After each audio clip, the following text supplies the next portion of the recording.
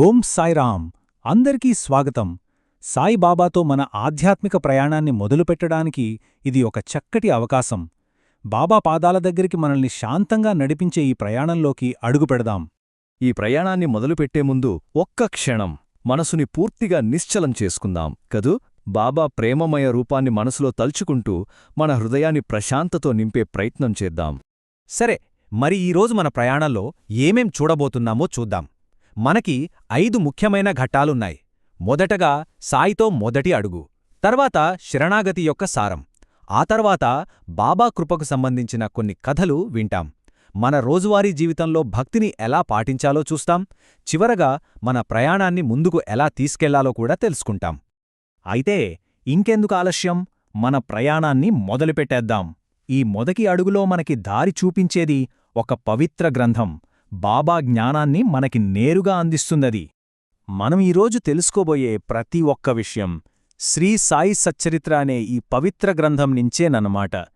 అసలు ఈ గ్రంథాన్ని చదవడమంటే సాక్షాత్తు బాబాతోనే మనం సమయం గడుపుతున్నట్టు. అంటే ఆయనతో జీవించిన వాళ్ళు చెప్పిన కథల్ని వింటూ ఆయన మాటల్ని మన హృదయంలో నింపుకోవడం లాంటి ఒక గొప్ప అనుభూతి. సరే, మరిప్పుడు బాబా బోధనల్లోకి ఇంకాస్త లోతుగా వెళ్దాం. ఆయన బోధనలకు 2 చాలా ముఖ్యమైన స్తంభాలున్నాయండి. అవి ప్రతి భక్తుడి జీవితానికి ఒక పునాదిలాంటివి. అవే శ్రద్ధ, సబూరి.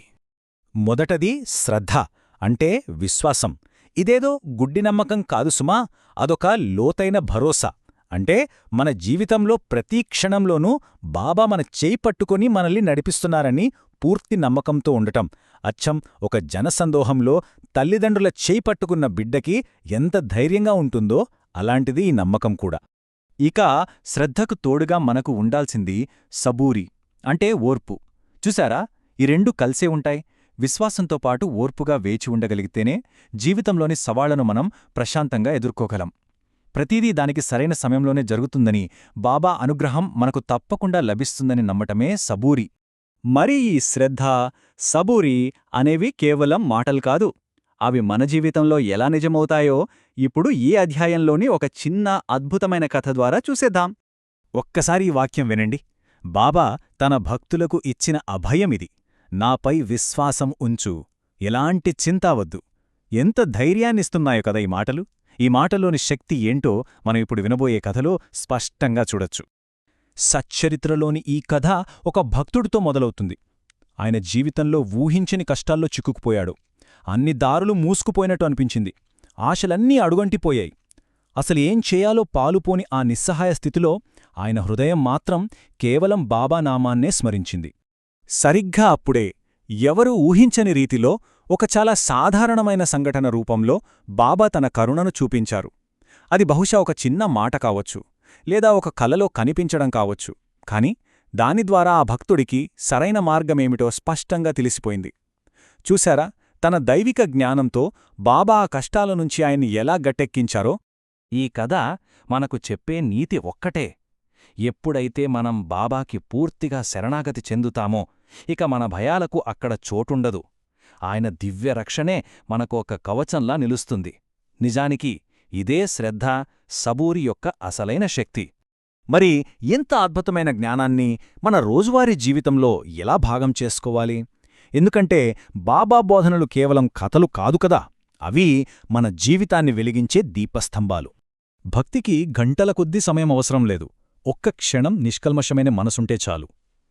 ఇక్కడ చెప్పినట్టుగా ప్రతిరోజూ ఉదయం ఈ చిన్న చిన్న పనులు చేయడం ద్వారా, అంటే ప్రశాంతంగా కూర్చుని దీపం వెలిగించి బాబాని తలచుకుని ఓం సాయిరామ్ అని జపించడం ద్వారా రోజంతా బాబాతో ఒక అనుబంధాన్ని మనం అనుభూతి చెందొచ్చు. అలాగే మన ఇంట్లో ఒక చిన్న పవిత్ర స్థలాన్ని కూడా ఏర్పాటు చేసుకోవచ్చు. అదేదో పెద్దగా ఉండాల్సిన అవసరం అస్సలు లేదు. ఒక చిన్న బాబా ఫోటో, ఒక దీపం, అంతే.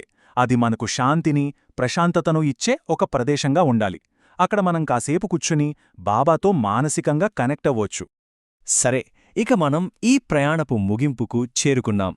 ఈరోజు మనం నేర్చుకున్న ఈ మొదటి అడుగులతో మన ఆధ్యాత్మిక ప్రయాణాన్ని ఎంతో విశ్వాసంతో ప్రారంభించవచ్చు. ఒక్క క్షణమందరం ఆలోచిద్దాం. మన రోజువారీ పనుల ఒత్తిడిలో ఎంతో బిజీగా ఉన్నప్పుడు ఒక్క నిమిషం ఆగి మన భారాన్ని బాబాపై వేసి ఆ శరణాగతి భావనతో ప్రశాంతతను ఎలా పొందగలం? ఈ ప్రశ్న మనం విన్న బోధనలను మన సొంత అనుభవంతో కలుపుతుంది. మనం ఒంటరి కాదని ఎల్లప్పుడూ గుర్తుంచుకోవాలి.